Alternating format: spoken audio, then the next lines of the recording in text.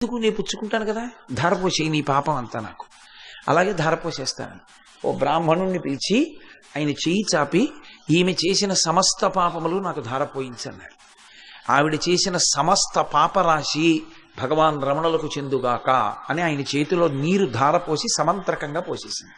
ఆయన పుచ్చుకున్నారు. ఏమి తీరిపోయిందా నీ అనుమానం? ఇప్పుడు నీ పాపం పోయిందా అన్నాడు.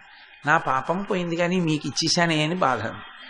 నాకు ఇచ్చేస్తే అది నా దగ్గర ఉందో లేదో తరువాతి మాట. నువ్వు నాకు ఇవ్వడంతోనే నీ కర్తవ్యం అయిపోయింది. ఇప్పుడు నేనేం చేశానో నీకు అనవసరం. ఇప్పుడు నీకు పాపం లేదుగా, వెళ్ళిపో, గిరి ప్రదక్షిణం చేయి, ఇక నుంచి సరిగా ఉండగలవా? ఉంటానని వెళ్ళు. ఇప్పుడు రమణులకు పాపం అందుతుందా? ఎందుచేత అంటే ఇదం నమమా అని చతుర్థి విభక్తి వేసి నీళ్లు పోసి ధార పోసాననుకోండి, అది ఏది నాదైనా అది అవతల వారికి చెందుతుంది. అవతల వారు అనాలి ఎప్పుడైనా, ఏమండి ఇది మీరు